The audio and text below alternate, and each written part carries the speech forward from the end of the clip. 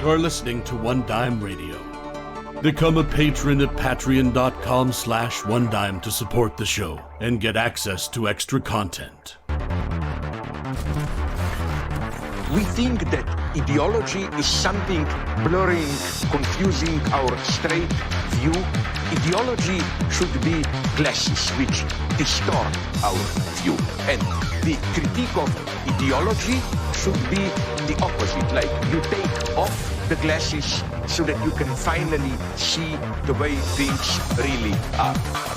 When you talk about a revolution, most people think violence, without realizing that the real content of any kind of revolutionary thrust lies in the principles and the goals that you're striving for, not in the way you reach them. Philosophers call someone a relativist, by which they mean it's a person that holds that any view is as good as any other view. My simple response to that is this: no one holds that view. No one believes that every view is as good as every other view.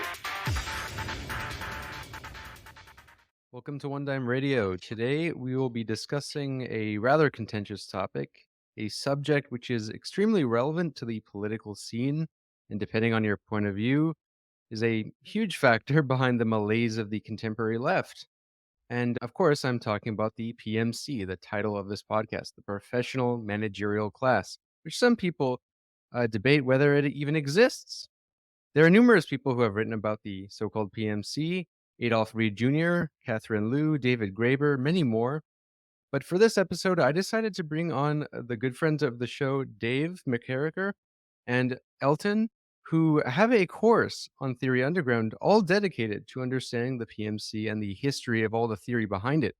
It's a very encompassing course based on the syllabus I saw, and you can actually find it on YouTube for free, unlike other Theory Underground courses.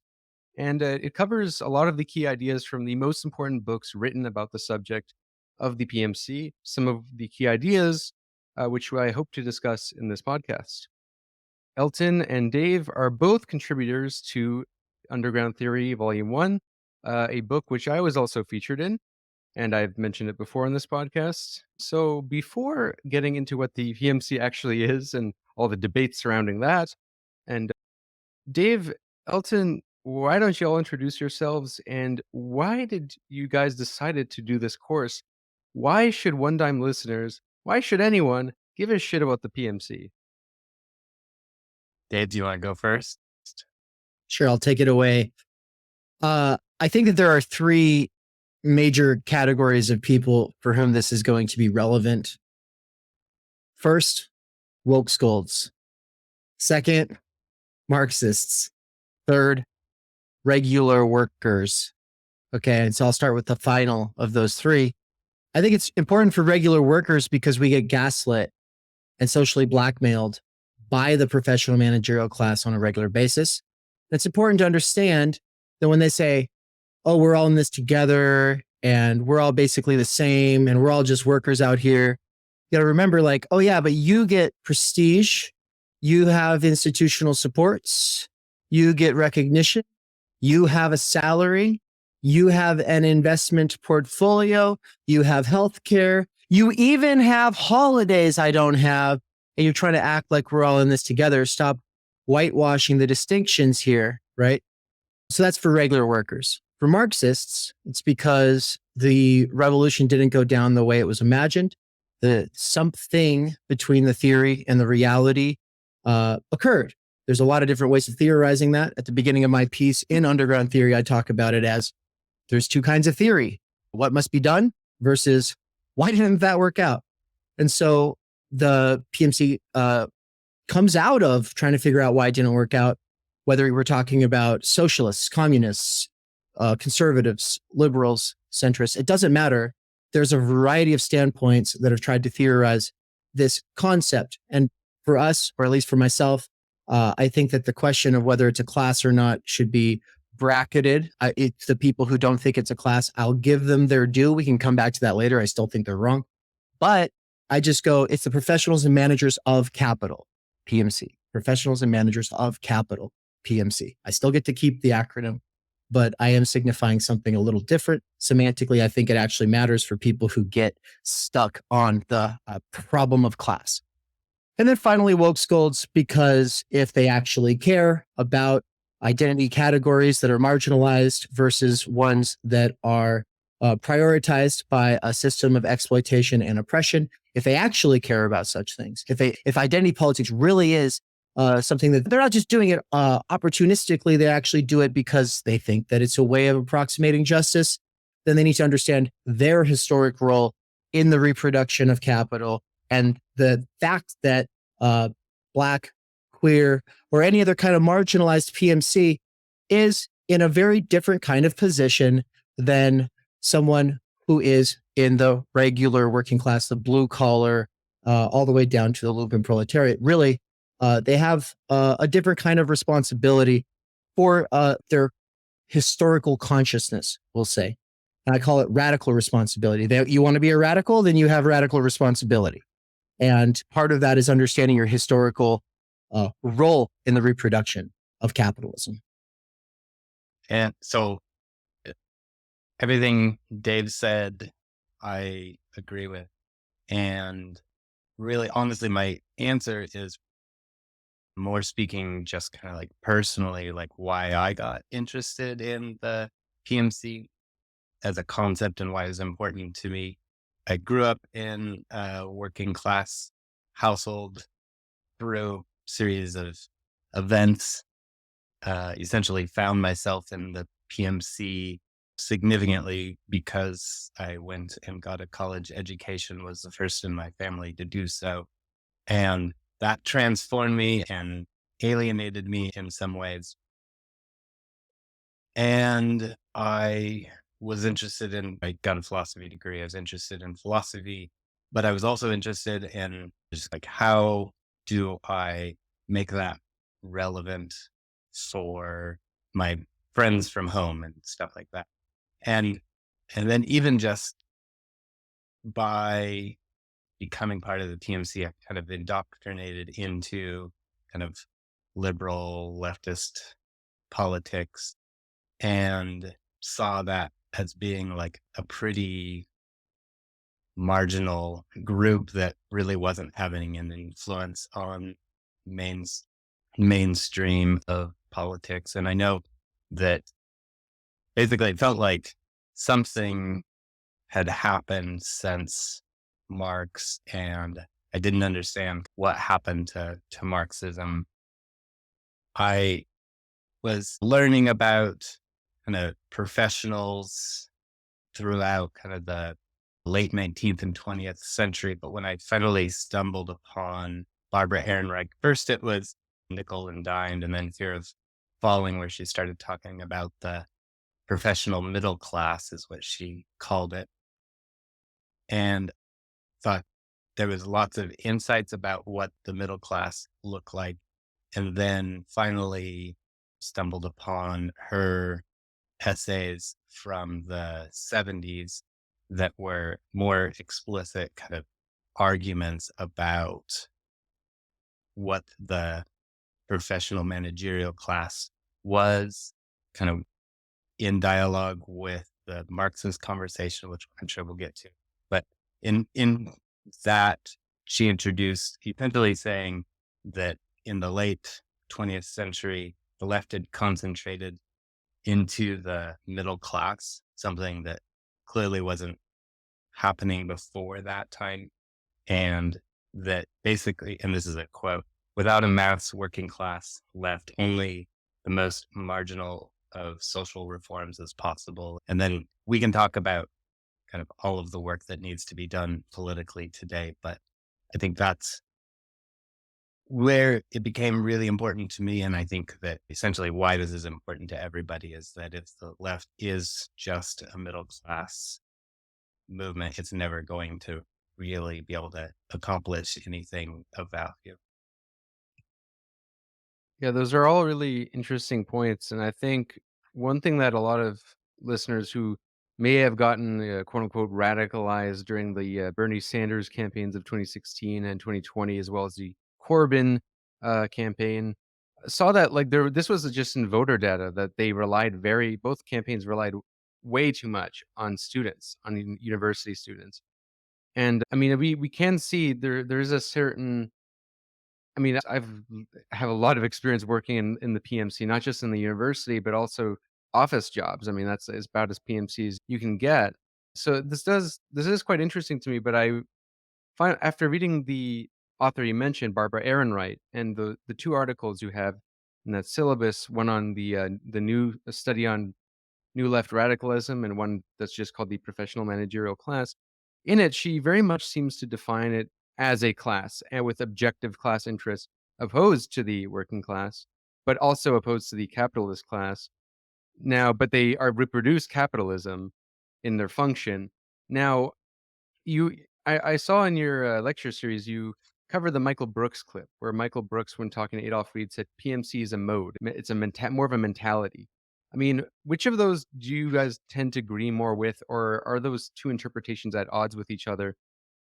Whether PMC is more of a mode or a class with objective class interest, because it might seem like a semantic debate, but I think it actually is seems pretty important, doesn't it? Yeah, and I'm not sure that Dave and I will land in the same place on this one. I know that initially when I read Barbara Ehrenreich defining it, I was more turned off than intrigued, and so I kind of dismissed it, and it actually took a while. I had to come back to it. So, and again, I should click that those original two articles that you're talking about, she actually wrote with her husband at the time, John Ehrenreich. They define, so the definition of class, relationship embedded in historical development. So that's half of their definition of a class. It's a relationship embedded in history. And that, of course, like a Marxist definition that they're willing to agree with, so that you have these groups of people that are in relationship to each other, and that through the historical process, through dialectical materialism, those classes come into existence. Of course, the example is the bourgeoisie. Once the bourgeoisie starts to flourish to some extent, it actually brings into existence the proletariat, for example.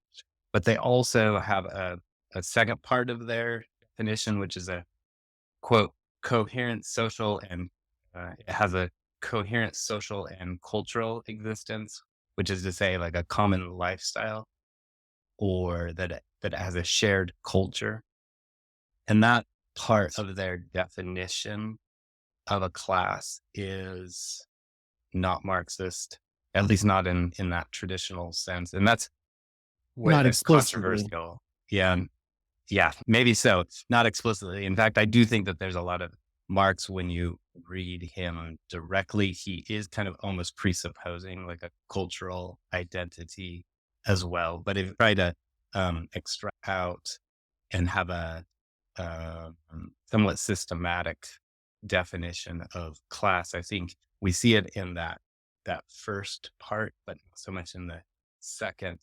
So then when they define a PMC, they're definitely saying that you have this cultural, basically professionals and managers who distinguish themselves from the working class. And the working class are doing physical labor or something like that, whereas managers and professionals often have gotten some kind of degree. They're more likely to intermarry rather than marrying somebody from the middle class, that kind of stuff. I personally think that the Ehrenreichs were wrong on that, and that I want us to that first part of the definition of class and reject the cultural part, which I think would take me a while to really argue. But I think that we can still talk about the PMC and get a lot of value, even if we reject part of their argument. That was also what struck out to me as being the biggest questionable claim of the kind of an associated culture of the PMC, because I mean, I think of a culture when it comes to the PMC, but when thinking about it, it's very narrow. I think of university professors and kind of woke liberal culture, Elizabeth Warren, and people who come out of a certain kind of leftism that they got in university. They use a lot of buzzwords that they got from their post-colonial studies and gender theory class, which all might tell them like a lot of truths about the world, but in a way that kind of excludes a lot of class analysis. But I mean, there's all these other sectors of the PMC, right? It seems like a pretty, if we were defining it as a class with a culture, I mean, what about finance? What are all the managers in finance or government workers who may not necessarily have that orientation? So, yeah, and a question I was going to ask later on was going to be regarding class identity politics, because I feel like that is a slippery slope Marxists can often fall into, which is assuming a homogenous identity. But before getting into that, Dave, I'd like to get your opinion as to like how you see this CPMC as a class or a mode or mentality or what, because you go over it quite extensively in the lectures you did with Elton. Yeah. So I think that the PMC is actually almost a red herring.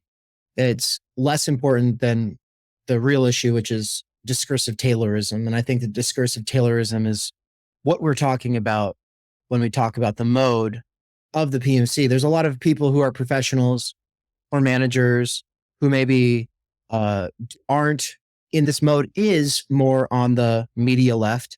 This mode is more on in activist spaces. This mode is inculcated and accelerated by something like a social media platform such as Twitter. So what is the mode? And I say that the general mode tends to persist throughout all these spaces. And I say scapegoating ignorant workers, the technocratic elitism that tells, commands, or manipulates instead of reasoning, and the paternalistic moralizing administration of everyday life. All right. So as from the level of culture, and I think that does matter. We'll get back to it in a moment. It's that because the route to the PMC is through an academic system that has been revolutionized by Taylorism, there is this hyper specialization, and everyone gets this sense that they've earned through the difficulty of their homework and the exams that they take, and whether it's the GRE or the LSAT or whatever, it's like, oh yeah, I'm made of a special stuff because I was able to do that. So there is this sense of I'm made of special stuff. That's meritocracy, of course. But along with it comes a bunch of assumptions about solutions come through consciousness raising. Solutions come through representation. Solutions come through symbolic gestures such as land acknowledgements or something like that. Oh, as long as we can all say that we were bad in the past and we're working at it, now we can move on and get back to work, which is ultimately, it's the representation game, the symbolic performance game. So the idea that what is called the left today is like dominated by people who have come in through universities means that these kinds of assumptions or tactics, we could almost say, I mean, I don't really think they're tactful at all, but these kinds of tactics are ubiquitous, right? Oh, no clapping at the DSA National Convention 2019. What kind of, and Elton in our last conversation about this had said, yeah, that was obviously like part of this like PMC mode. Well, but why? Like those people mean well. They're not trying to make themselves or the organization or the broader, say, socialism or whatever, a laughing stock of the country. They're not trying to get onto Fox News to get made fun of. They set themselves up for being laughed at. Well, why? And it's because there is a general disdain for workers who don't get it. There is a general disdain for workers who don't subscribe to or follow the correct influencers or correct ideas, right? And this comes along with the culture of scapegoating ignorant workers or scapegoating the ones who they don't try hard enough in the right ways. They don't do the work, right? As though the workers have a more radical responsibility than the PMC. I reject that idea. Okay, but going back to the idea of culture, I said it wasn't explicit in Marx, right? But it was always there because the working class would not have come to consciousness in this sort of going from in itself to for itself way, if not for the fact that they were excluded from civic society, if not for the fact that they were institutionally excluded. Nowadays, when we think of institutional exclusion, we think of Black liberation, we think of civil rights, we think of people not being able to drink out of a water fountain, we think of people not being able to sit at an ice cream parlor counter. And we think, oh, that's horrific, that's ridiculous, that's so stupid, gross, why? Well, that was the situation with the working class for quite a while there, right? This was the third estate, right? The bourgeois revolution was ultimately to make it so that productive people had rights. And when I say productive people, I mean the people who make society. And Chris Catrone's always good for pointing this out. At that stage, during the bourgeois revolutions, there wasn't really yet a well-defined distinction between the capitalists and the workers. They were all lumped together in this productive group, the third estate. And then of course, in the French Revolution, that contradiction between those workers and those owners became more manifest. But I think the most important piece here is that when you don't have your own schools, when you don't have your own libraries, when you don't have your own kitchens, when you don't have access to basic civic institutions, and you are excluded from them, then you actually organize with other people and try to make those happen. Because why? Because you love your children and you want them to have possibilities. It's not just for the conquest of bread. It's for the conquest of being able to have a good life and being able to educate your kids, right? And so everything Marx does presupposes an already existing struggle to create these institutions outside of the existing institutions, as well as people who are entering the existing institutions arguing, hey, you know what, maybe workers should have access to these things too. Huh? So there's a culture that comes with that kind of exclusion. And of course, when you're all living in really tiny little houses and your only job prospects are like the factory, it's a lot more well-defined than it is nowadays. Like part of the whole point of Baudrillard is that now that kind of solidarity, that kind of obvious class awareness, we lose that because, oh, that person's a prep and that person's a goth and that person's a punk and this person's into collecting stamps, but that person's into working out. And we all have very strong feelings about different kinds of music and different kinds of styles and stuff like that. Well, why is that? It's not just consumerism. It's actually that the schooling system as it exists came as a response to working class organizing in the early 20th century. It was developed to create hyper niche reactionary identity groups within these things called peers, right? This artificial category called peer groups. And so there's a culture that comes out of that. And the people within that schooling system who excel, they have their own culture too. Now, of course, that doesn't mean they're all the same. There's very different ways to be the A-earning kid in class, because obviously there's people who get A's easily, and then there's people who work their asses off to get their A's. But the one thing that they all agree on is that they're made of a special stuff. Of course, if they were put on the spot, they probably wouldn't say that. But if they feel it, and the institutions of society are set up to reify that sense that, yes, you are made of a special stuff. You are a leader. They are followers. And I ultimately do not have a problem with technocracy. I ultimately do not have a problem with vanguardism. I ultimately don't care about democracy. I genuinely don't care about that. That's not my point. And that's what separates me, I think, from a lot of these post-left people who use the term PMC. At the end of the day, it's some kind of populism for them. That's not what it is for me. But anti-populism, which is to say elitism, that is like in your face, oh, if you don't listen, if you don't follow, you don't deserve things, you don't deserve to have a good job. You disagree with me on the definition of like what it is to be a woman. Oh, well, you know what? Well, then you shouldn't have a job. That is not good marketing. That is not good sloganeering. That is not good branding. That is not anything that you could imagine any revolutionary leader from the last 200 years ever buying into. It's something that you can only see coming from a certain kind of person who sits in the cafeteria at high school thinking like, oh yeah, we get it. We're part of this special group. And it's this kind of vanguardism that requires disdain against the supposed peers in the group. Brilliant.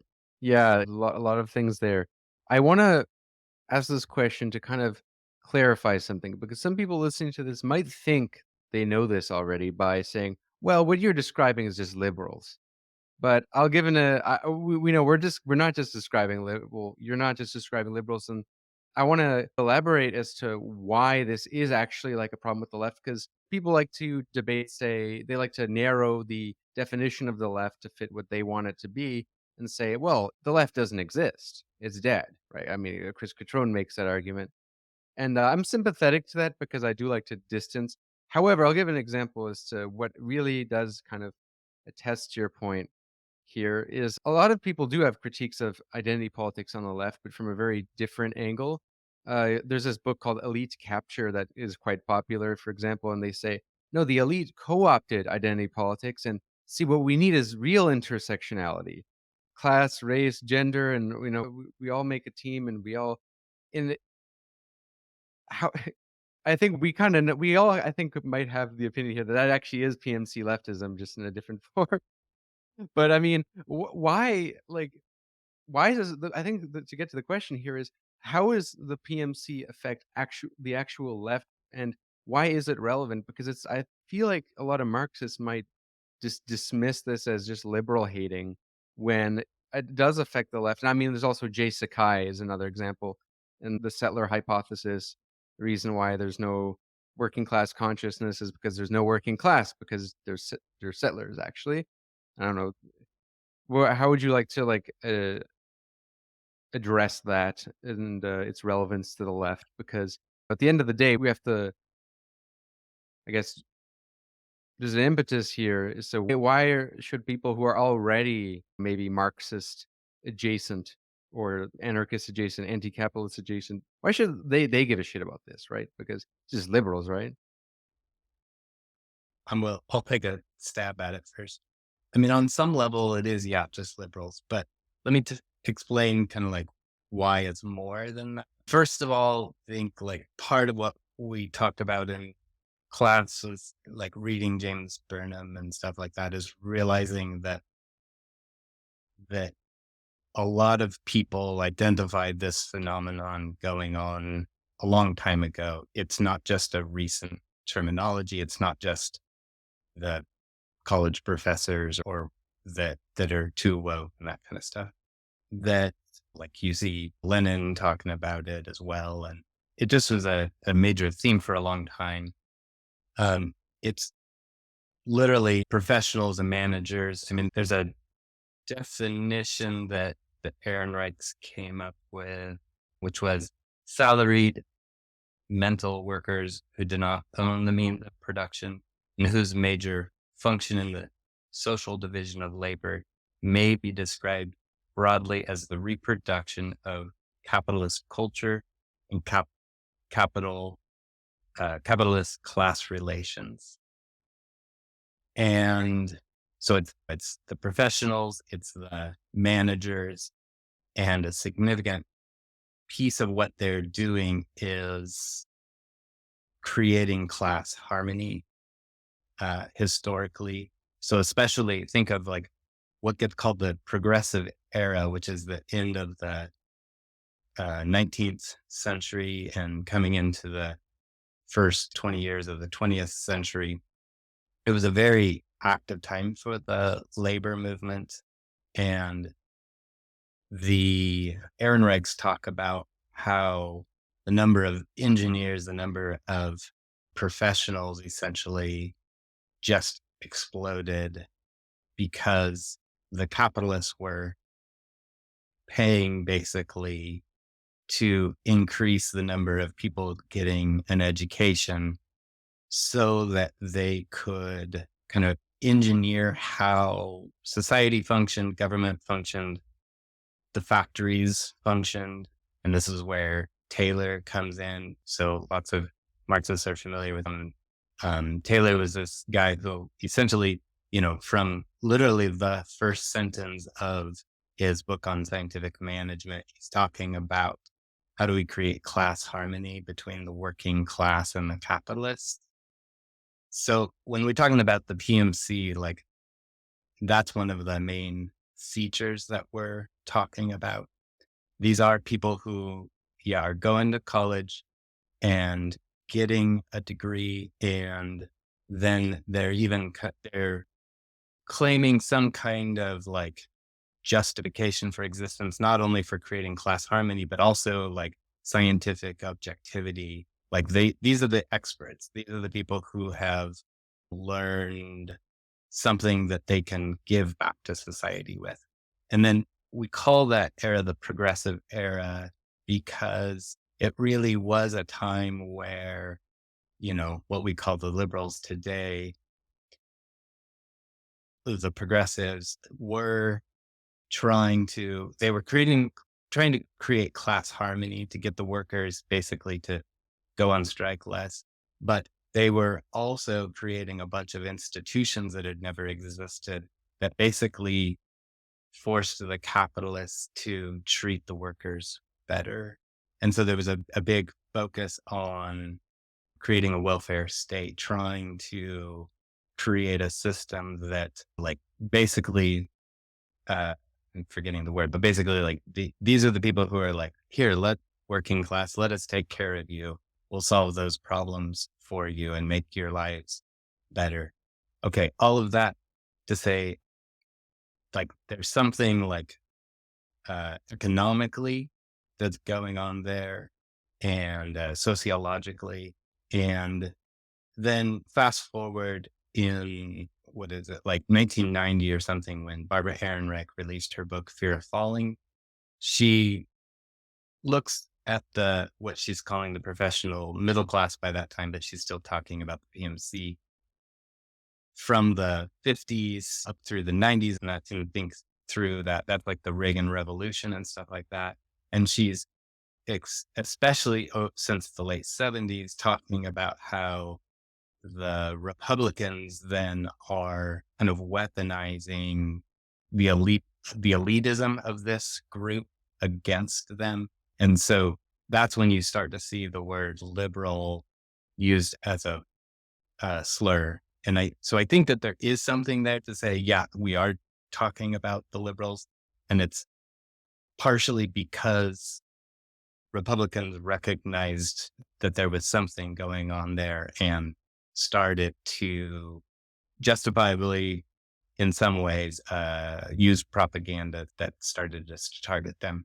And then I'll just say things have changed since then too. So that when we're talking about liberals, we're talking about Hillary Clinton and we're talking about Elizabeth Warren. And then of course, a lot of people will throw Bernie Sanders in there as well. Can I get in on this one?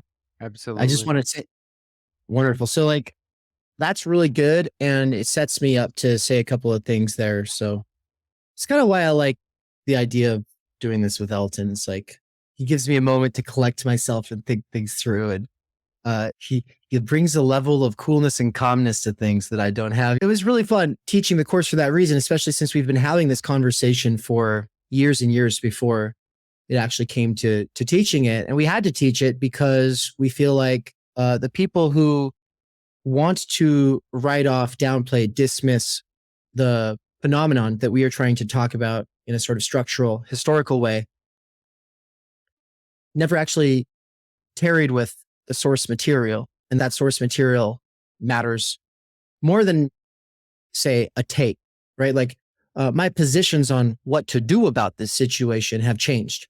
But I think that the historical nature of it that Elton brought was indispensable because he read the principles of scientific management as preparation. Well, Charles Winslow Taylor published, oh, you just put it up on the screen. Hold it up again, right here. Yeah, right there. Okay, that was published in 1909.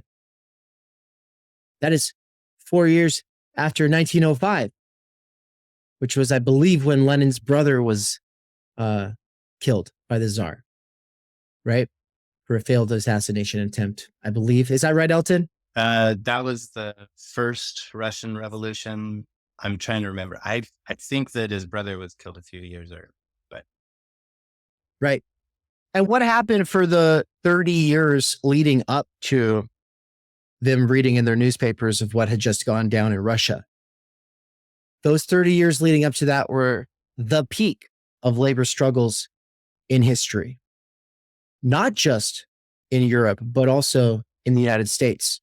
That's why actually I have to reference, what is it called? It's by Kenneth F. Warren and Dr. Adolph Reed Jr.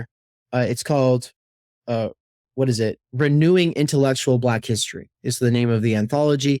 There's a essay in there by someone whose name I believe is like Judith Stein, and I'm pretty sure that's her name. And it's about those decades leading up to this period. Now, she's not doing it in the context of talking about how the PMC came out of this or whatever, but she's talking about how the betrayal of Reconstruction after the Civil War was not just white people got more racist. Like, oh, they had regrets and then they got more racist. And she's pointing out that is the liberal historical tradition, is to kind of interpret things as when things go good for Black people, it's because of white people feeling less racist. And when things go bad for Black people, it's because white people are feeling more racist, right? I mean, You mean I'm being a little... Not because like liberals, right? There's right liberals and who don't have that orientation. You mean like progressive? Because when they talk about history, right? There's the progressive historians, and they have that. They're behind that. I don't use the word the way you do. I don't talk about classical liberals, but fair enough. Yes, in the classical sense, this is liberals. I do, because I think there is there is a whole like tradition, right? We sometimes forget that is still exists today, of liberals who lean more on the right, or just not really necessarily progressive, right? Who yes. I'm we call cancel culture Yeah. liberal, right? And it's like fundamentally very opposed to a lot of the founders of liberalism.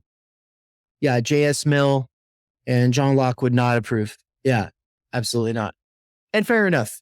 I'm using the term in the colloquial American register, and I always insist on using the vulgar, colloquial, standard American English register, not the niche leftist, communist, branded identity thing that I understand you need to honor because you actually have a mission here. But from my standpoint, it's like I want to be intelligible to just like to my family and friends and coworkers. And so, okay, let's call them progressives for the rest of the conversation.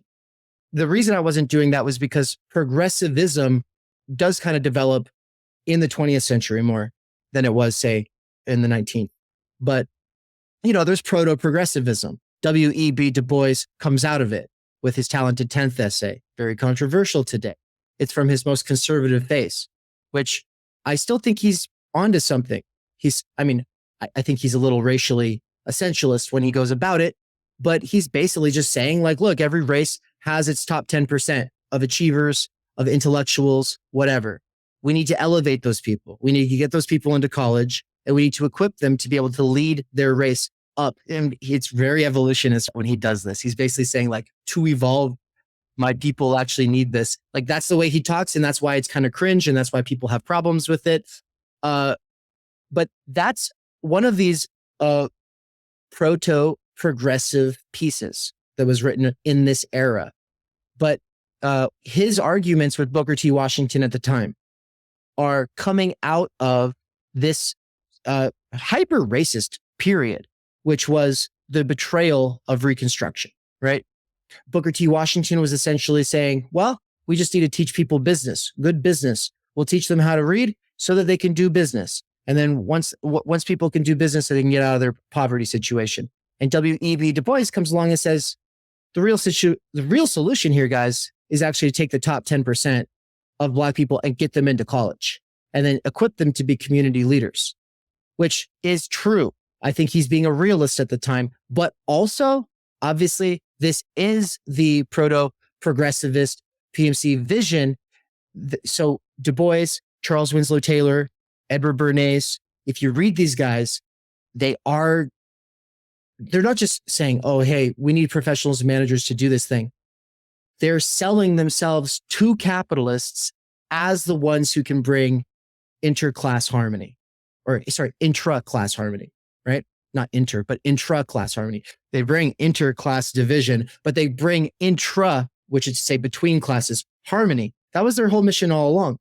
Now, of course, Du Bois became a socialist later on, but that's kind of separate from where I was going with this. The reason I brought up the whole Judith Stein essay is to say that when Charles Winslow Taylor drops this piece and opens it up by saying that this can bring harmony between the classes, this is in the aftermath of the Farmers Alliance and the Populist Party in the 19th century, which, as Judith Stein shows, was the cause or the major reason that the Democrats and Republicans both joined forces in betraying Reconstruction and trying to polarize people with reinstitutionalizing racism in all kinds of ways that ultimately culminated in the Jim Crow era. So nowadays people want to talk about, oh, it's just whiteness and just white people and this and that and the other. But what they're leaving out of the picture is the role of the PMC, Democrats and Republicans for 30 years trying to crush working class resistance in the United States. And obviously that was largely inspired by these struggles in Europe. And so, yeah, I'm just trying to add the context to the Taylor piece. And then I also agree with Charles Winslow Taylor in the same way that Lenin did. Ultimately, Lenin also liked Taylorism because it's efficient. It turns most jobs into something that is so idiot-proof. Marx saw that there was this tendency to simplify the labor kind of process, right? But Taylor takes it to a whole nother level, right? And I actually think that's good. I want idiot-proof work so that we can all work less. Automation can work more. We can free up our time, energy, etc. Sure. But what I don't like is when Taylorism enters the discursive space, which is what happens when people say, I'm not here to educate you, but you have to toe the line. Go do it yourself, but you have to come to the same conclusions as me. This is the stay in your lane discourse. This is the I read some books on this and you didn't, so shut up and sit down discourse, right? And ultimately, I think there's something to that as well. You get a lot of know-it-all people who come into spaces, but they haven't actually done any of the research on any of the things that are the actual subject matter, right? Related to the subject matter.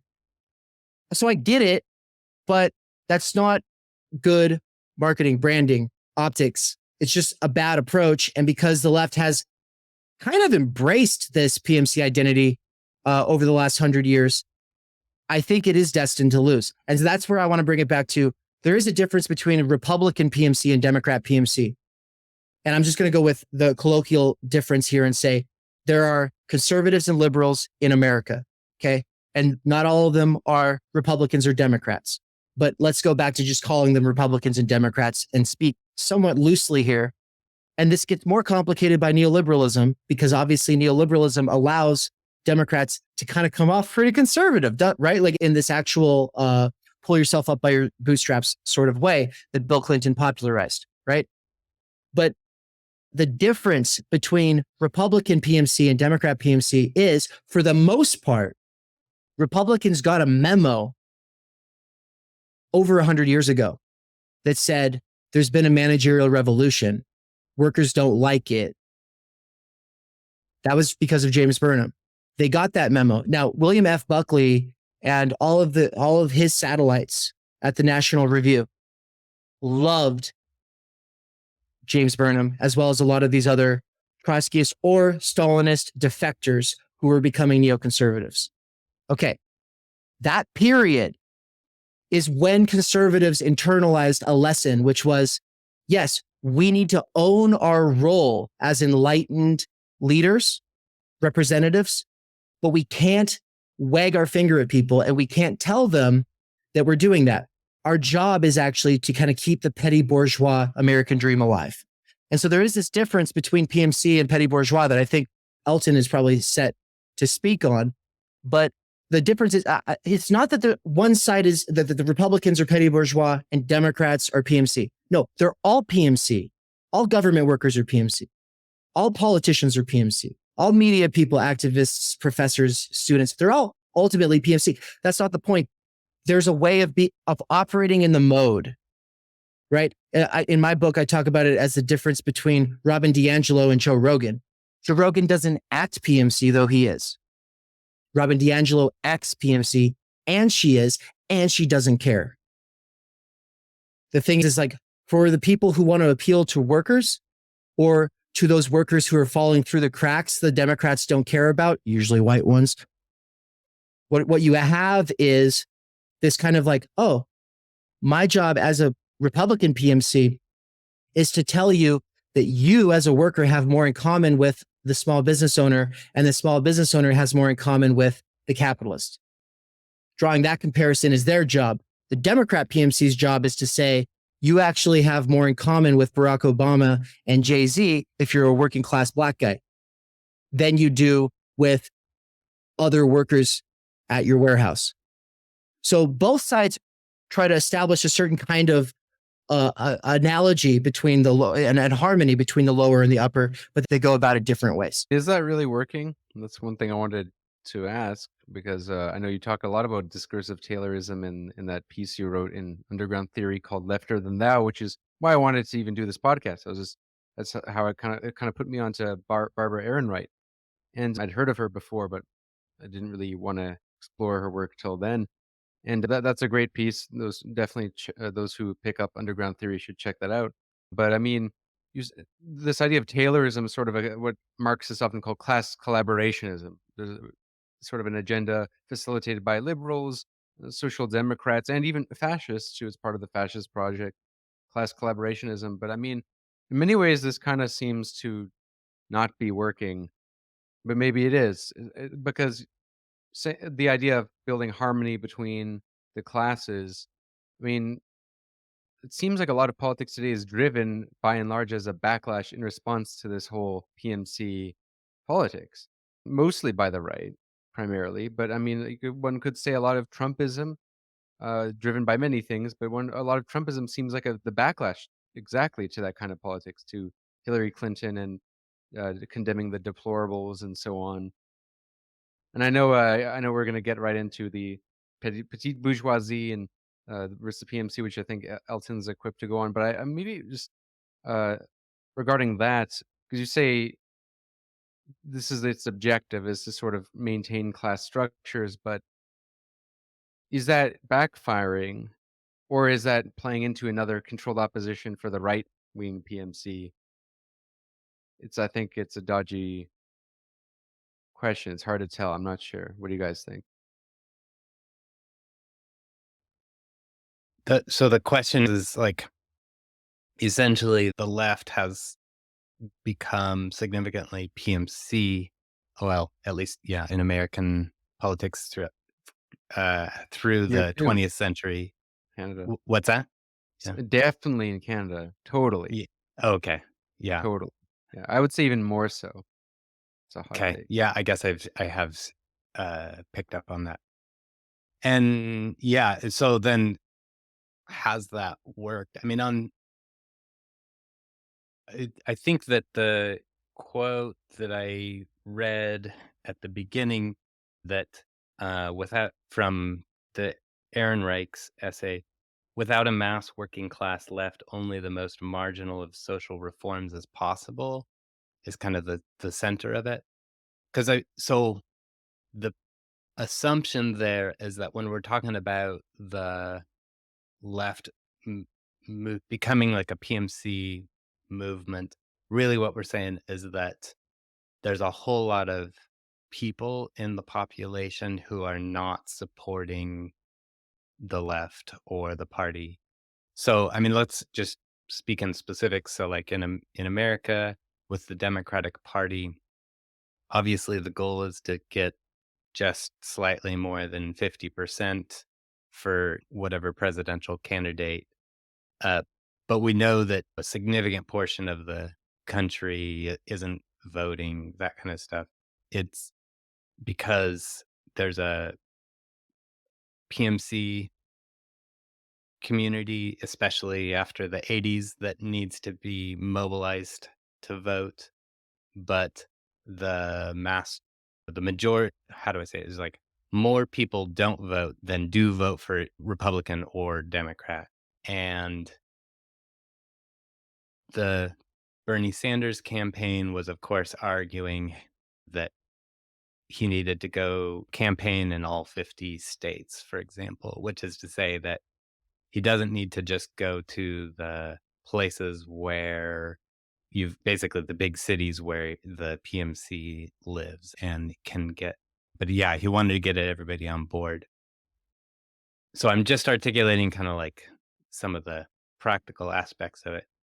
But again, the question of like, is it working? And I think like that's like an extremely obvious, like, of course it's not working.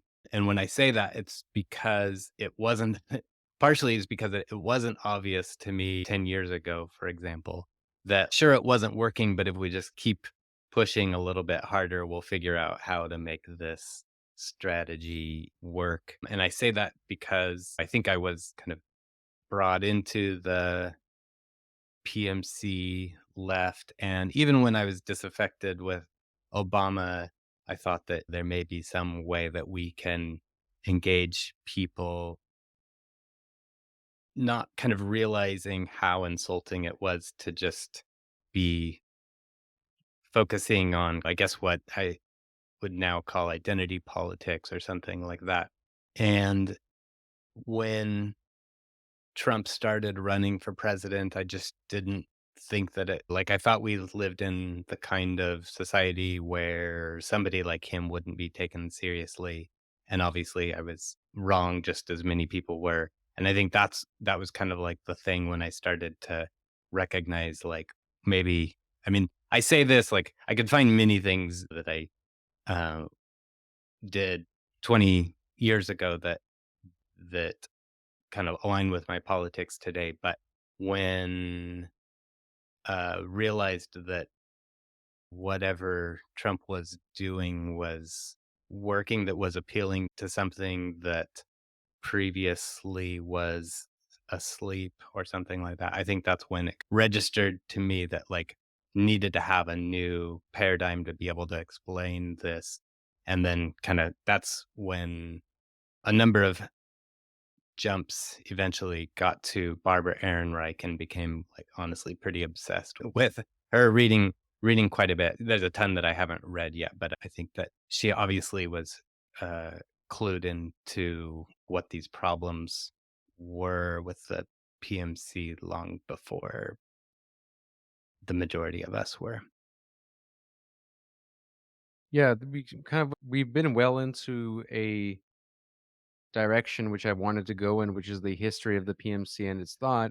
And in the syllabus, we're in this course you did on the PMC, you start with somebody you mentioned already, James Burnham's The Managerial Revolution, followed by Thomas Frank's Listen Liberal, and we go to more modern theorists like Catherine Liu and various other people. But I think James Burnham is worth addressing because someone's probably already typed in the comments. CIA, Trotskyist. I don't know, was he not a CIA-funded academic? I mean, is that not worth addressing? But it's a very famous book, The Managerial Revolution. Why'd you guys choose that one? Why is it important? And why'd you choose other ones like Thomas Frank's Listen Liberal? Of course, Thomas Frank's writing more from a right-wing perspective. Yeah, I'd love to hear your thoughts on that. You say Thomas Frank's writing from a right wing perspective? Listen Liberal, I mean, not like right wing, but it's definitely is he not on the right? Like not like a far or No, something. he's a liberal. No, he's like an American liberal. Yeah. And I mean, like, when I say I mean, he's like a Democrat. Yeah. Yeah, he's I Democrat. always thought he was like a Fukuyama type of figure, like a I guess if we were be specific, like a right liberal, I guess. More interested in like the history Mm. of the American populist movement. Right. Okay. So yeah, but I mean, regardless of his identity, I care Yeah, more just like about what he has to say. you bet. So yeah, I guess James For sure. Burnham and Thomas Frank. Why'd you choose them to teach? So Yeah, go ahead. Yeah, go for it. yeah, I'll just say quickly that I was the one who wanted to do Burnham, and that's because I've been interested in the main influences for exit from the left. So if I was to put together a post-left reader, who would go into it? And I'm not saying that I want to put that together because I want people to all become post-left or leave the left or whatever. It's because there is now a tradition that goes back at least as far as him, that is of people who were these true believers in some sense, and then something happened, probably a series of things happened. They lost faith, they burnt out, they became disenfranchised, and they realized that not only was the movement they were a part of what they thought it was, but it was also now the worse evil. And so for Burnham, the lesser evil became the United States. Neocon pipeline, right? It's exactly, yeah. And for him, the United States became the lesser evil. And if the United States is the lesser evil from your position, and there are existential things on the at stake. So, for instance, World War II. Was it World War II yet? I forget exactly what point he's writing in, but 1941 is managerial revolution, right? So that's like, I thought he was just more anti-Soviet. Like he was kind of a Cold Warrior. Oh, he's super anti-Soviet, but he also is saying that the real reason leftists hate him, beyond the other ones that are obvious, is that he does do this thing where he says, look, fascism, liberalism, communism, I don't care what you call it, what's really going on in all three cases is the managerial revolution. And I think he's got a very convincing case there.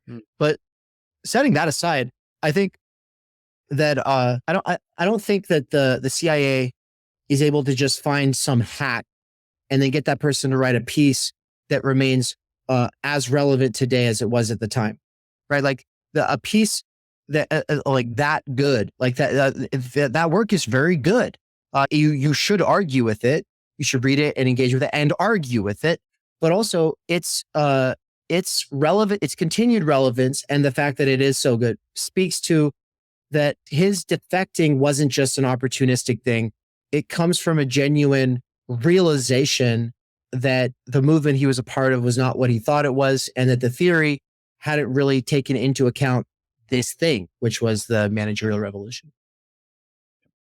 Yeah, and I just would add that I think like what the Ehrenreichs talk about, where they're essentially talking about kind of the economics behind and the class divisions that create the PMC, that ideologically are trying to create class harmony, but I'm trying to remember specifics, but essentially they're like creating their own institutions that put them in conflict with the working class and help reproduce the liberal kind of welfare state in a way that essentially establishes their hegemony. And I think that what James Burnham is talking about is that same process. And of course, he is writing decades earlier and is coming to some different conclusions and then even making some predictions that are embarrassing shortly after. But there's still a ton of content there. And I think it's even significant that, of course, since he does have that Marxist background, you can see a lot of his analysis still being, I think, useful for Marxists today. Just the structures he's recognizing in society.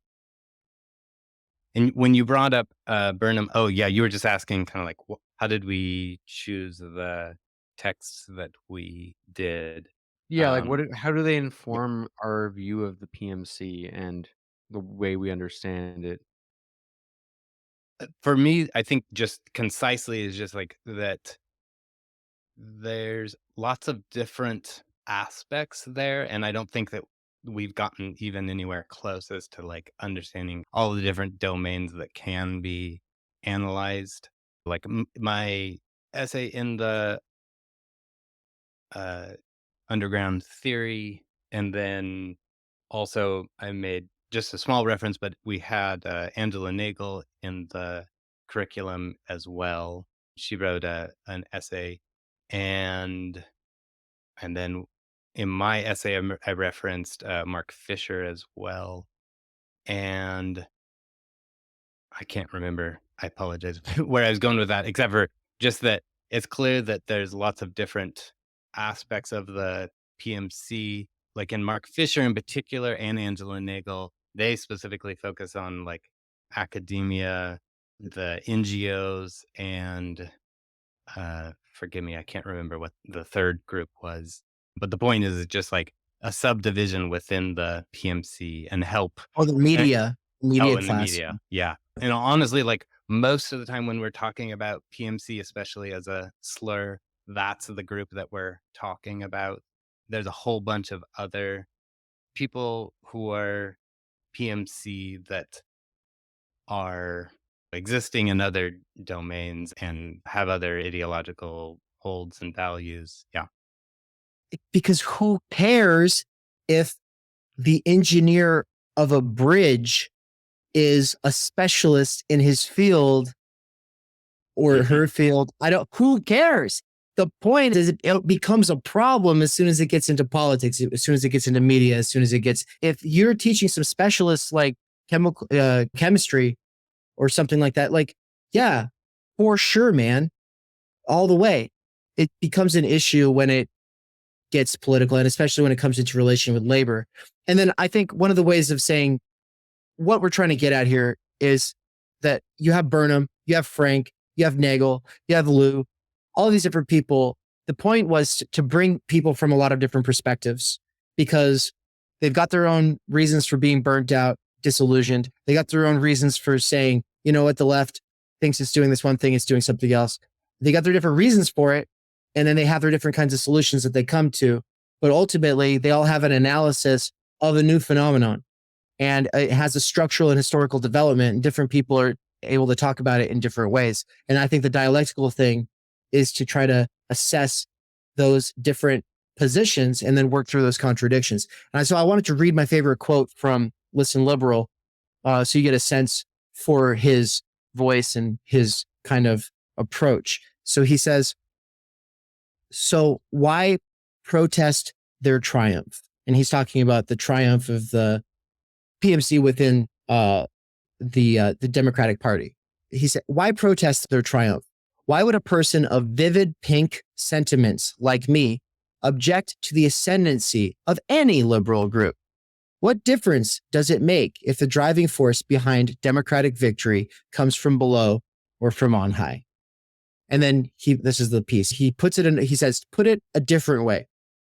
What does it mean when the dominant constituency of the left party in a two-party system is a high status group rather than the traditional working class? That's ultimately the question that I think motivates everything he does.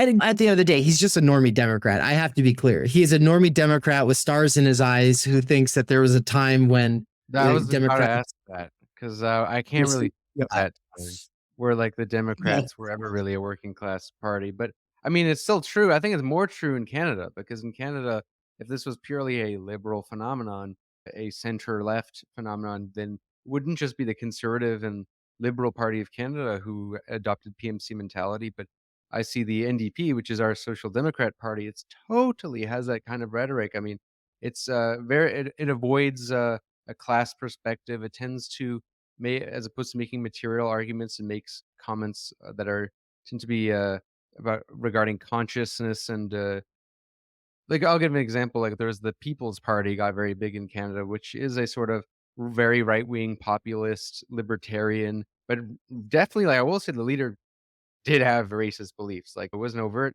but you could see it if it walks like a duck. But the response to him was just to kind of try to deplatform him and to say he shouldn't even speak because he's racist. And although that might be true, like you said, this is the worst optics ever. It's the worst branding for a left movement that wants to appeal to that constituency, which those type of Trumpian figures are seemingly able to appeal to, right? And in a certain sense, it seems like the PMC and its so-called infiltration of the left is more or less a reproduction of a controlled opposition or a contained opposition, as I like to call it, because not really controlled. But what I would do want to circle this back to is because you brought up the most contentious part of this whole debate is the post-left aspect, because some people think that this is just something exclusive to post-leftists. But of course, you guys go over left and post-left perspectives. I think that's important, maybe to like distinguish as to where those authors you mentioned are coming from. The likes of Catherine Liu in her conclusion to Virtue Hoarders, she calls for a more Marxian type of socialism. Angela Nagel, on the other hand, I can't really speak for her views, but always strike me as a more conservative social democrat who's more kind of does is pretty much like not a left, just abandoned a sort of left project. And I guess, yeah, how would you guys distinguish these different perspectives when it comes to the post left? Because it's easy to say like, oh, well, there's just these different perspectives, but I mean, where do you guys fit into all of this? What do you guys think is the right approach to this? Because it does change the way we go about this whole thing, no? What does this mean for a future politics? Because if this is diluting a class politics or something, or if it's still diluting, or one just doesn't like this PMC leftism for other reasons, right? I think it's important to draw that, or else one can easily be just lumped into this category of post-left or populist, whatever, and it avoids a confrontation. And I see that there's some people who will see probably this podcast title and think that it's like some kind of this is a red scare, whatever. And there's people who do think in that very one-dimensional frame. So I might be obvious to you guys like why this might be a stupid question, but I think it's probably important to grapple with. Is to like these different perspectives and differentiating them, and where you guys tend to lean more on them. And I'm I know you guys have slightly different perspectives on this, so I'd be curious to hear. Yeah. Do you want to go first? Go ahead and kind of talk about the roles we played and kind of approaches. Yeah. Yeah. So, I mean, just to be clear that I'm a member of Democratic Socialists of America and am definitely coming at it from that perspective. And almost honestly, before the class, almost all of my exposure to it was from within that framework, just reading, like, especially like Gramsci, for example. I kind of first started to understand the significance of the PMC. And of course, he's not using that term, but he's talking about their role in society and hegemony and of the capitalist class. And then reading Barbara Ehrenreich. So she was actually one of the founding members of the Democratic Socialists of America. She did that, I think, she was like a co-chair or something like that for 8 years, I think, from 80 to 88 or something like that. And I could have some details off, but the point is that she was a significant person within the left, within the socialist left. She left DSA, and I can't remember why. I know she was frustrated. I mean, the original essays of her and her ex-husbands were fundamentally trying to persuade the PMC left to essentially collaborate with the working class, which is, of course, a different understanding of that term and the way it gets used today. But it's explicit, like right from the very beginning of the first essay. The second essay is about the new left that her and her husband kind of grew up in. And that new left basically came into existence as the children of, basically, just as a bunch of people went to college from the working class that they hadn't before. And they, of course, were there uh, participating in the social justice movements that were happening. And it was in incorporating people from the working class, but it's significantly centered around, of course, race and feminism and different things that we think of as identity politics. And the Port Huron statement gets called out as a specific example where the left was saying the working class is failing in these ways. The working class has racist tendencies and this and that. And so it became a PMC movement distance from the working class. And Barbara Ehrenreich was, I think, and John Ehrenreich were writing these essays trying to say that the history of the PMC has been ignored. We need to understand kind of the economic foundation of why the PMC exists and recognize kind of like that the PMC has come into existence at the cost and suffering of the working class and needs to actively reunite with the working class in order to get anything done that needs to get done. Yeah. And then just real quick. So with all of that, I know Dave has been quite frustrated with Democratic Socialists of America and lots of other kinds of leftists. And so on some level, us doing the class together was to kind of engage where some of those disagreements needed to be discussed. Not that we went into too much detail, but then bringing in Angela Nagel and James Burnham gave us opportunity to kind of flesh out, like, there's a lot that they're talking about that's completely justified. It doesn't mean that you have to go with them all of the way with their critique or take it in the direction that they go, etc. Yeah. And I was explicitly holding the position of representative of the post left in a very ironic Yeah, that's right. sense. And why it's ironic is because I'm pretty much post identity as well as post representation. And so here I am identifying as the representative. I think I said I'll be the Pope of the post left in these conversations. And the reason I get to do that is because there is no movement. There is no organization. You cannot find a group. All people say is Red Scare, as if this fucking random podcast that nobody fucking listens to defines some kind of a broad tendency that has any kind of real political potential. It's like, what really pisses people off is that a podcast that was leftist, I believe at least one, if not both of them, like gravitated away from being so gung-ho about the left, but that I think they become the example. And I've never listened to a single podcast. I've never listened to one episode sorry, what happened? No, I said me neither. Oh, okay. Yeah, so I never listened to them. Anti-identity. It's just, but it is a thing that people use to describe a set of characteristics ranging from, it's basically like to describe burned out dirtbag leftists, or who kind of abandoned the leftists part of the dirtbag leftists. I guess that's like the category people think of.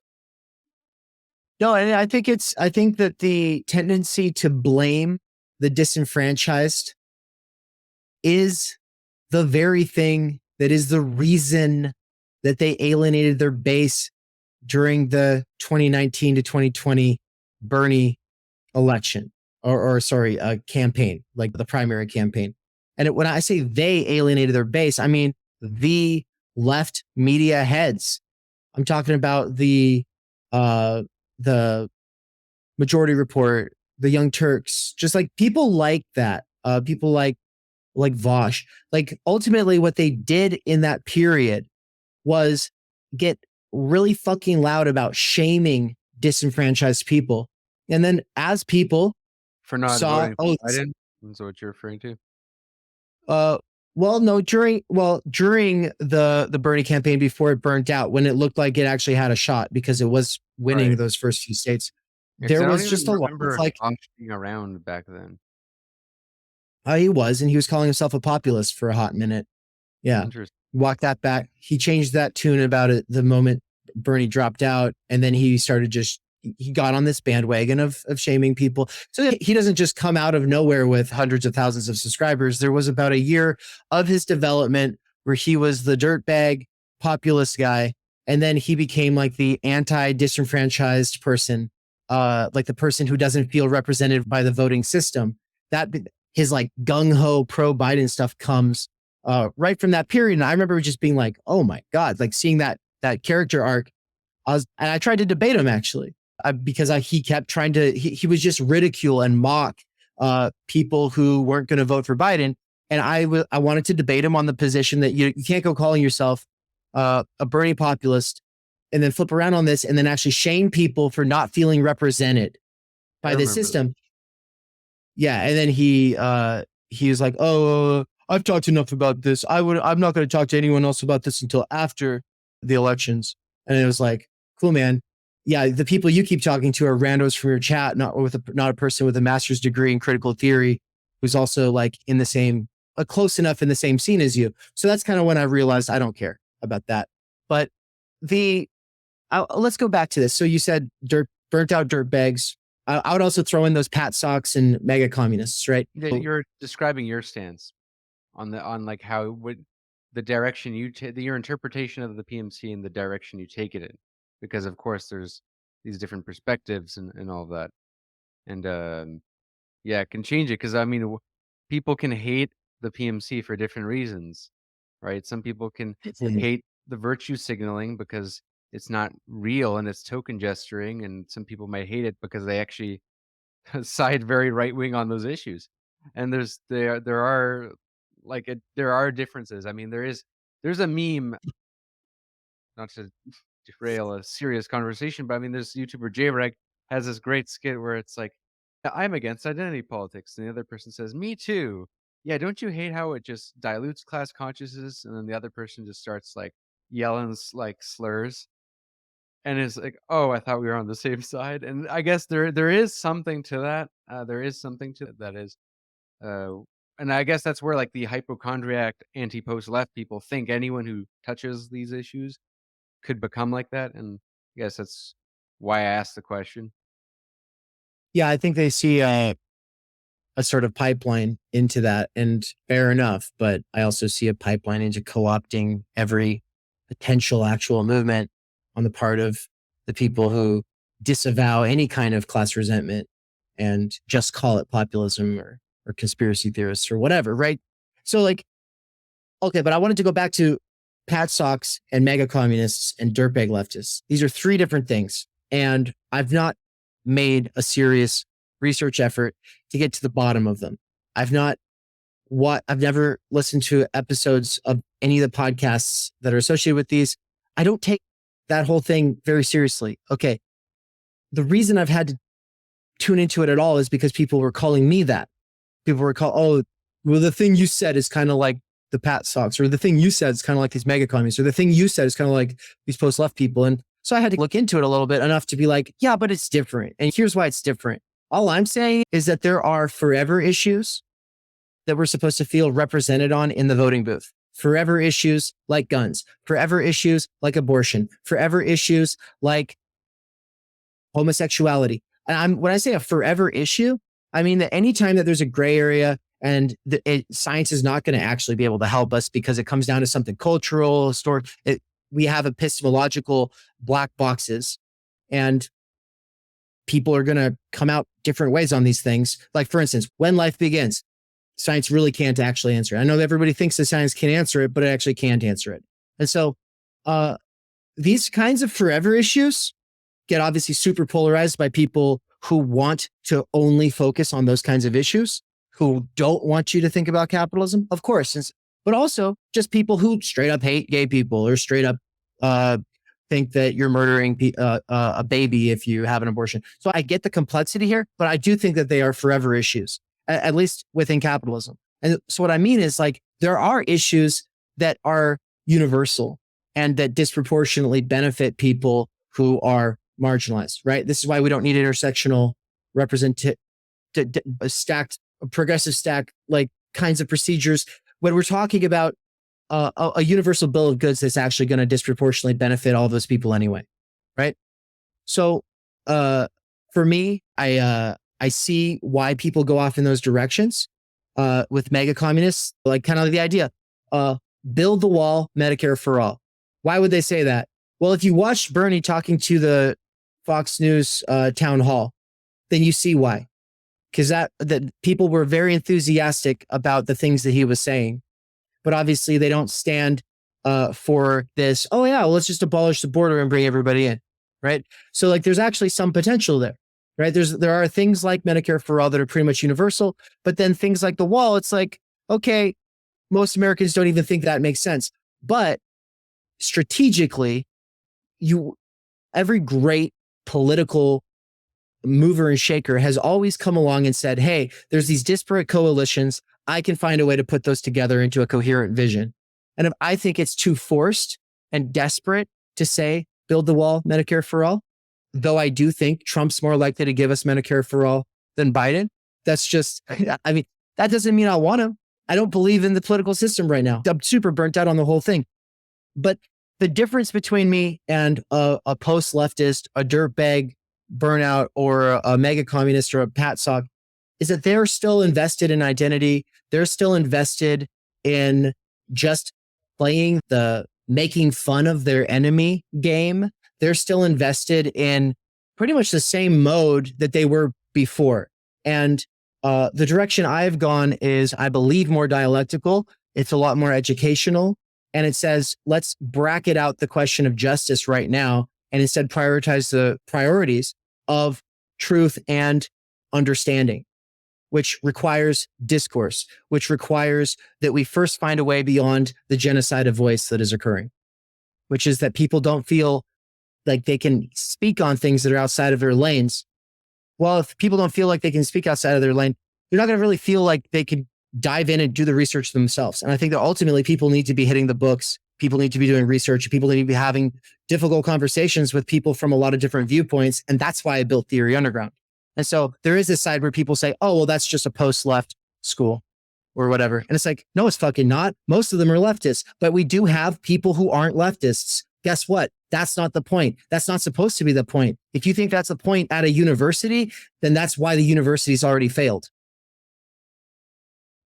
Well, we need to build a coalition, you see, but without anyone other than the people we agree with.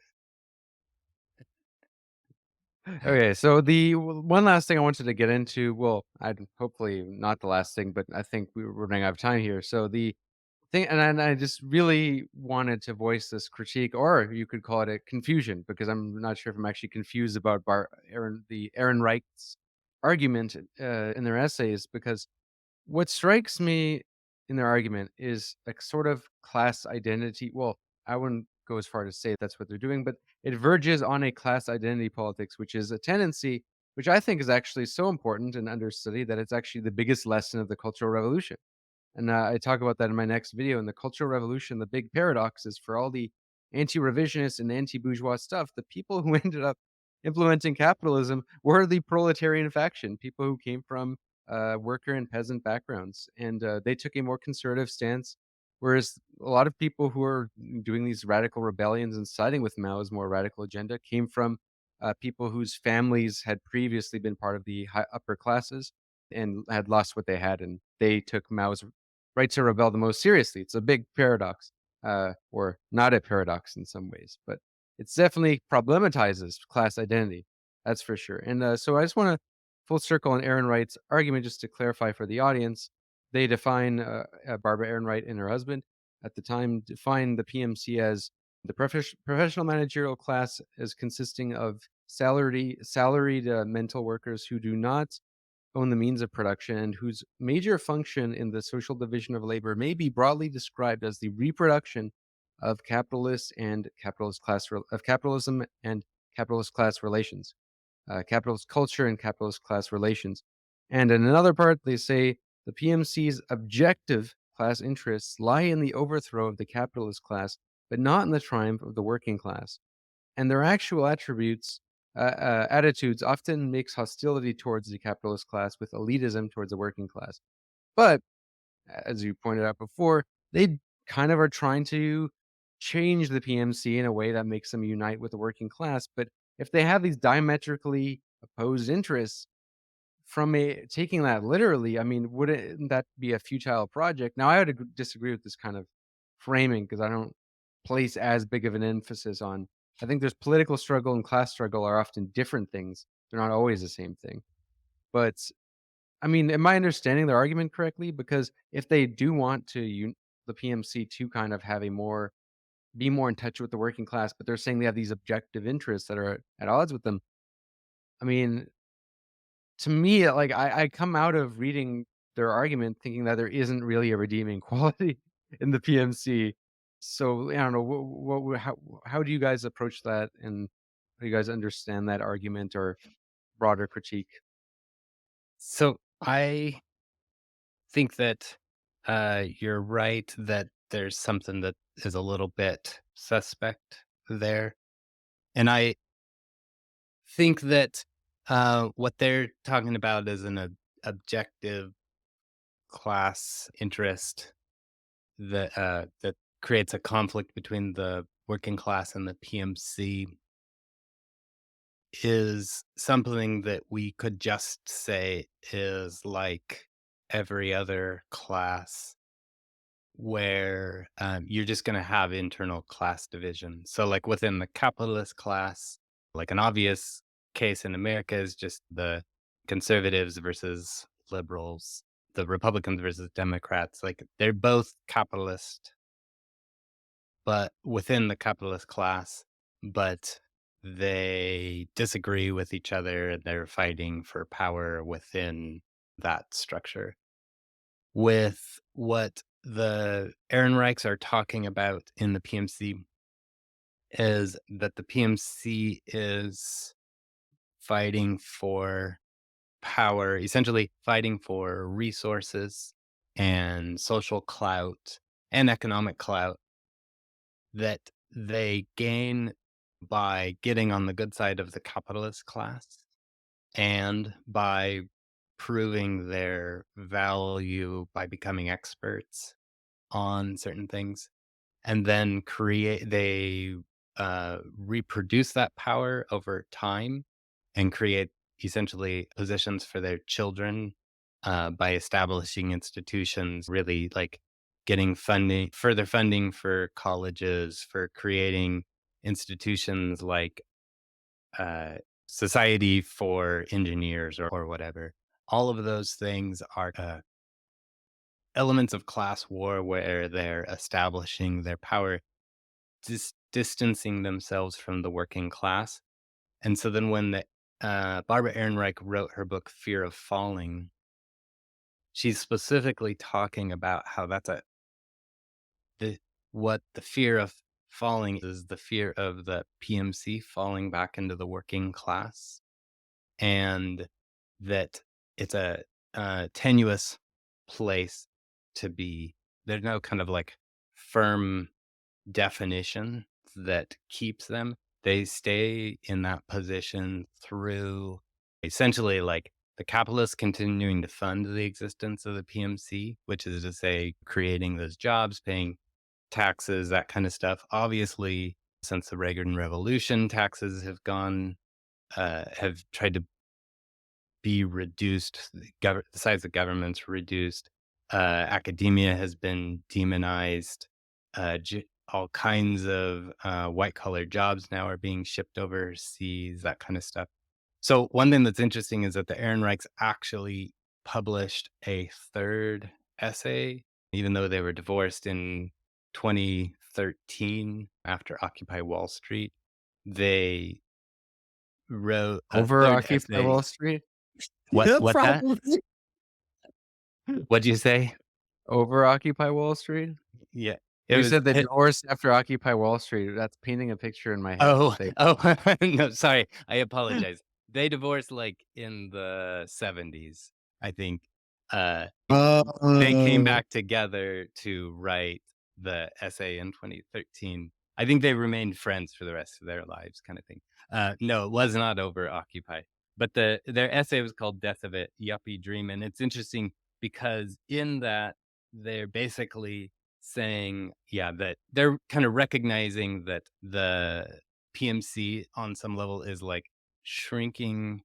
Like more people go to college, but what a college degree means is changing. Some of that is because like now to like become a hotel manager, you need to get a college degree, as an example.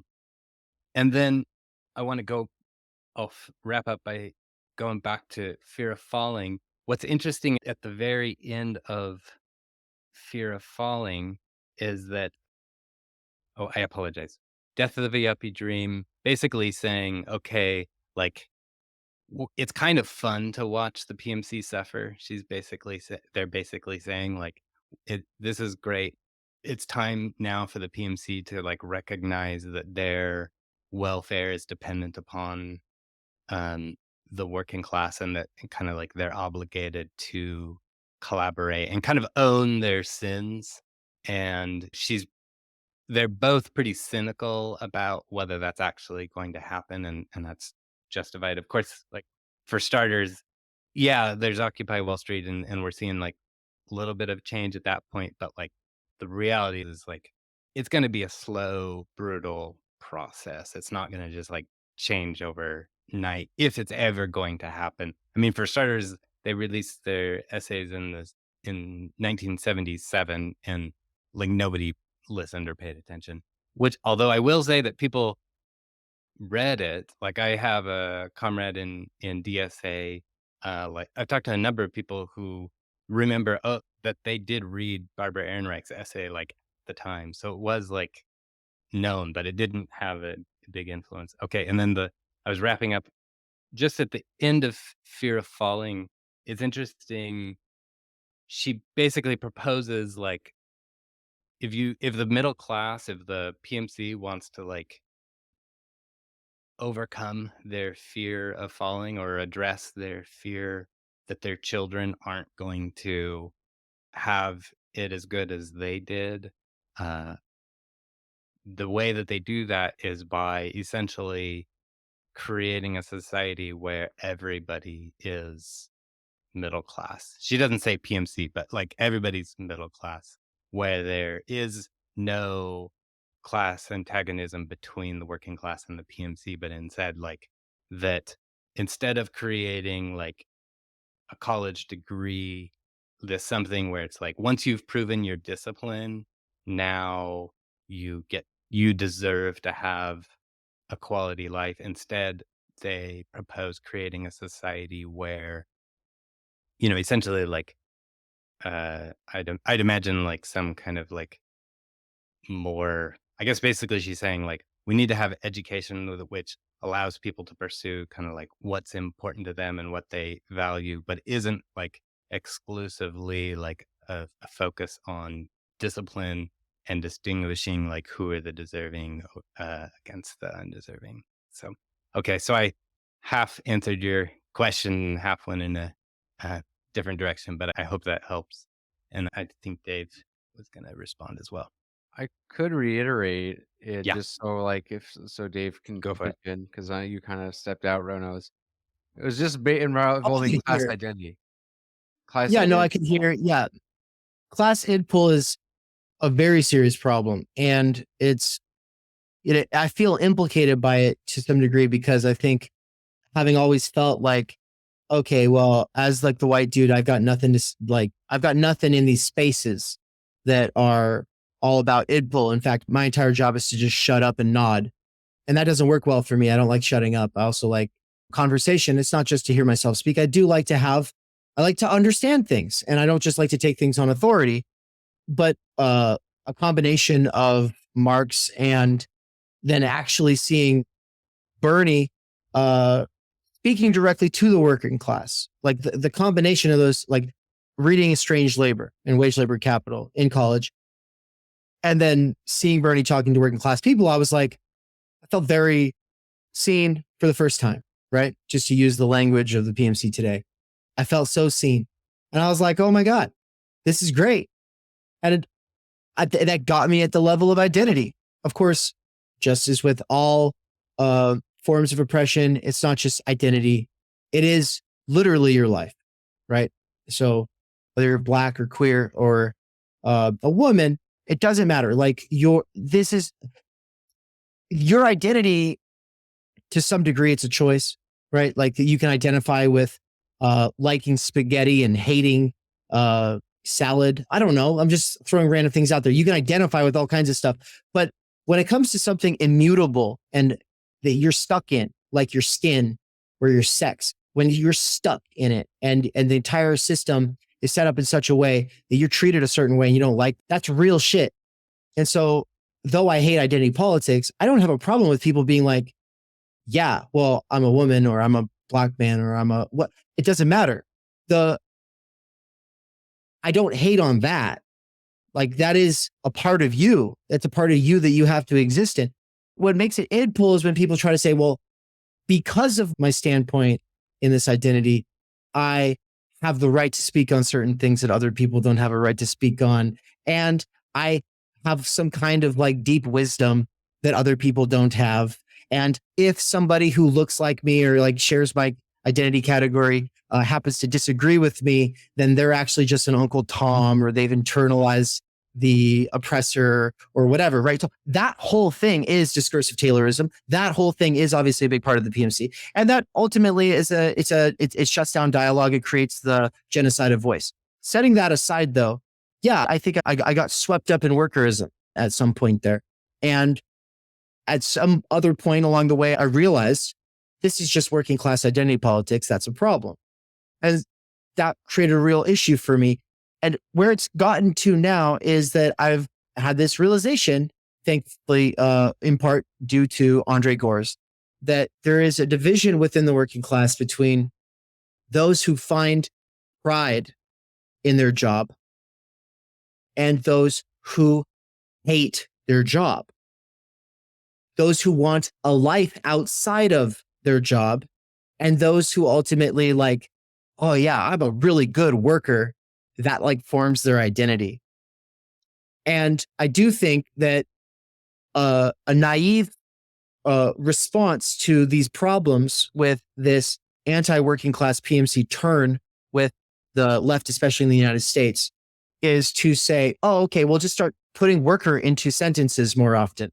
We'll start saying, hey, there's these guys. I was talking to some guy on the campaign trail and he had dirt under his fingernails. And my God, that guy lives behind a Shopko somewhere. And it's like, okay, shut the fuck up. We don't care about that. The point is that we don't want to have to spend our whole lives at work. The point is that we want to be able to have lives, have relationships, develop our skills and capacities, and do so outside of the commodity form and do it outside of consumerism and be able to actually just do things, right? That's what my book Time Energy is ultimately about. And so this sort of workerist populist response, which Trump can do just as well as anyone else, really at a certain level, it speaks to those who want to make an identity out of being a worker. And that's the workerism thing. And on the other side of that is anti-work, right? A lot of workers are on the anti-work game. But the problem is that anti-work is also dominated, especially online, by people who have never really worked, don't really want to ever work, kind of disdain work, think that you're an idiot if you go to work. And that's also problematic. So I don't like workerism. I don't like anti-work. I think that both are problematic, but both of them are getting at something important. And so for the worker, the workerist worker, the important thing that they're getting at is you do make society go around and you don't get what's due back, right? Like it's not like the society is unfair. Everything that happens presupposes you working in the background, being a good little minion. And that sucks. And that should be changed. And part of the change might be some kind of acknowledgement. But obviously, personally, I would rather say, let's dispense with any kinds of acknowledgements. Let's dispense with resurrecting big old statues of workers. Let's dispense with all of the symbolic bullshit and just change the way society functions so that people have the time and energy for their families, for their loved ones, for a life outside of work. Like, let's just do that. And on the anti-work side, it's like, yeah, at a certain level, the person who is saying, well, you're a dupe, you're a stupid dupe if you go along with that workerist thing, they're right. There are like workers at my Amazon warehouse where I work who get upset when the actual conveyor belt stops, because they're like busting their asses, working way harder than they need to. And then the conveyor belt stops and they'll go, oh, like they're thrown off of their thing. And it's like, buddy, I hate to break it to you, but you're not getting paid piece rate. This is an hourly job. Free your mind from work. Listen to audiobooks or podcasts on an earbud. It might be against the rules, but you can hide it under your beanie like I do. Stop simping so hard that you literally get upset the moment you get thrown out of working way too hard, way too fast all fucking day. So, yeah, there is this tension, and it's interesting because at the previous warehouse that I worked at, I tried my best to be in the top 5 workers at that warehouse because I'm writing a book about this, and I wanted to have one of my stints at Amazon be where I'm kicking ass. And then I'm on the stint right now where I'm doing the thing that most Amazonians do, which is just chilling. I walk between places. I'm not running, busting a sweat, and I don't care too much. And I mean, look, I get it. At a certain level, time goes by faster when you work faster, and people want time to go by faster so they can get on to the rest of their life. But if you live this way, it's hard to break out of that mode, and then you're that way all of the time. And so that's a problem. And that's why I just think you got to free your mind from work, disassociate from the mundane, idiot-proof labor that you're doing, disassociate from it by listening to intellectual things. That's what I advocate for. I talk to every worker I work alongside about that. I started a podcast called Workers of Amazon. I just did my first interview with somebody, and I'm going to keep doing interviews because you meet really interesting people and you have great conversations when you talk about time, energy, and critical media theory. And that's my 2 big things I love to talk to people about. And so anyway, working class id pull, it's a dead end. It's never going to work. And that is kind of where the post left goes. And it sucks. Brilliant. Yeah. I know you guys, y'all got to go. We're at the end of our time here. I just want to address one thing to those who think we kind of forgot. We don't have to get into it because we don't have time to get into it. But I want to say my critique of class identity politics isn't so much workerism. I mean, that's like a older critique, of course, but I more mean is the ascribing of certain consciousness on an class identity, which can lead to a politics of dismissal, which is only like the reason for this wokeism is a middle class phenomenon. And of course, I tend to be more sympathetic to it's a mindset because we think we can fix the problem through more representation when we think in terms of identity, right? If you have more working class representation, whereas we need like communist politics, not so. The answer is political. It's not in class. Like the class affects the politics, but it isn't the politics itself. And sometimes that gets lost. But the other thing is, you kind of said, "Oh, I understand people who identify with their identities because it's real. It has, even though it's a construct, has real effects." But then someone probably is going to be typing saying, "Well, why aren't you pro intersectionality then?" Because they say, "Oh, there's all these identities. Why don't we just recognize them all?" I won't say my critique. We don't have time. You could find it in the book "Mistaken Identity" by Assad Haider. I think has the best critique of that sort of thinking. Which, if y'all haven't read already, if you guys haven't read already, definitely check it out. It's directly up your alley. Honestly, it'd make for a good fit on this course. Even though he's critical of PMC discourse a bit, but he has a interesting critique of IDPOL. I mean, maybe if you don't have time to answer this question as to why you think intersectionality still is like kind of can fall into PMC thinking, maybe like refer, like would there be any talks you guys did which you would refer people to look at, but might represent a good critique? Because I know that it will be a lingering concern because we mentioned it. I kind of had a subtle critique of intersectionality. Both you sort of did. Dave definitely did. So but we didn't really give our adequate critique. I mean, where can people find that? I apologize. I don't feel like I've found. Well, I'm still working through that one. I know I heard an excellent Dig episode, the Dig episode podcast but I'll have to go, if it's any use, I'll have to find it and send it to you so you could have it on show notes or something like that. Sure. Okay. My answer is that I don't like the way that intersectionality plays out in activist spaces, which is very different from saying that Kimberly Crenshaw and company is doing something sometimes important, like it's arguably like important. It's like at the level of within existing institutions where there are actual like low-key racist laws that aren't obviously racist, for instance, but then they disproportionately impact like a woman or something because of intersectional stack up of like how these things compound against certain people who are at the intersections. Like that's one thing.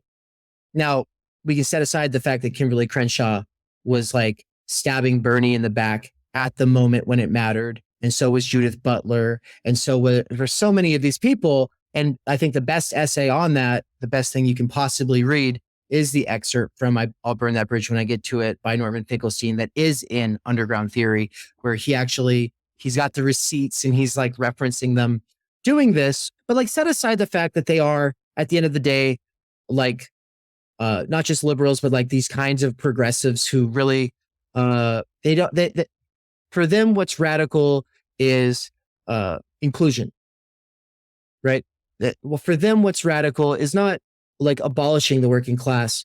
For them, what's radical is making sure that the deserving are able to get out of the working class and be represented in the halls of whether Congress or Harvard or what have you, right? And that is ultimately where intersectionality as well as CRT gets its symbolic institutional support and power is from Harvard and from Kimberly Crenshaw. She is at the intersection of those two fields. And I think that there's interesting stuff in the CRT reader, for instance, the one that she put together, the one that Cornel West wrote the preface to. There's actually some really great essays, especially from the earlier stuff, I would say. But let's take it to where I actually have an issue with it, though. It's not the academic side of the question. It's how it plays out in spaces, which is to say people take their middle school identity politics mentality, mode, and strategies, and then they say, oh, it's compounded now by people who are at these intersections. So we go from stay in your lane and there's this kind of identity category or this other kind of identity category that should be able to speak or have power or be in positions of responsibility. And that if we don't see these identities in these positions of responsibility, then we're going to have a problem with that, because what we want to see is a sort of parity. We want to see diversity and inclusion, right? Okay. All that intersectionality does at the practical side, I'm not talking in the legal system, but practically, is then people go, oh, it's not just that we should be looking at who's in this meeting and saying, oh, there's just not enough Black people here. Oh, there's just not enough gay people here. All intersectionality does is it changes that to where people say, there's not enough gay Black people here. Okay, that's all it does. So I'm sorry, that's reifies that. Yeah. And it does that too. I mean, the reification of the identity is the other thing, because obviously every radical movement starts out with trying to abolish the category. So, well, yeah, reifies identity without having a universal equivalent, which is essential to any political movement, I would argue. Which any that actually wants to change things, yeah. Which seems to be a lot of Zizek's subtle critiques of intersectionality and why he still, despite not actually believing in the dictatorship of the proletariat, believes in it as an idea, because he thinks the proletariat is the universal equivalent to all oppressed people. I actually think it's a very interesting argument he makes in defense of lost causes, but that's something else.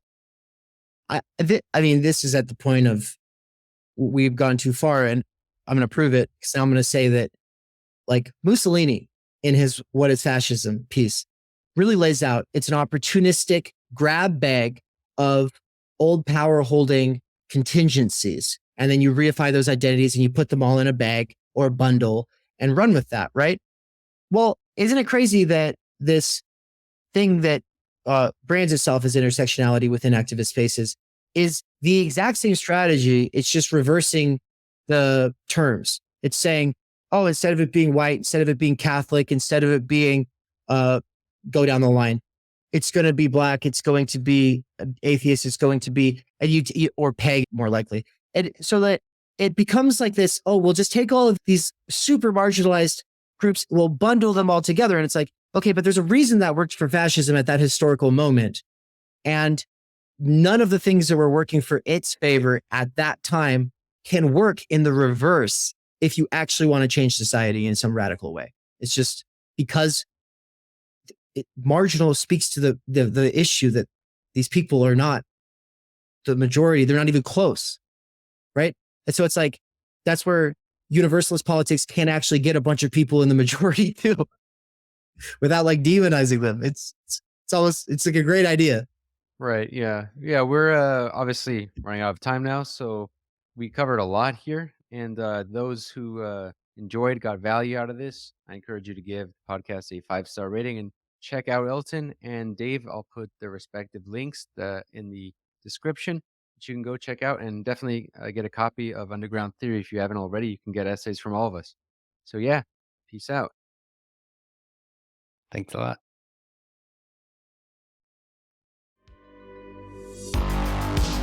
My only hope is that when enough people become pessimist, then out of despair somebody maybe does something. But you know why I also like to be a pessimist? Because it's the only way to have a nice life. If you're an optimist, then always bad things happen and you are always disappointed. When you are a pessimist, then you look around, okay, there are bad, but from time to time something nice happens, and you are, as a pessimist, you are a little bit glad all the time, no? You are listening to One Dime Radio. Become a patron at patreon.com/onedime to support the show and get access to extra content.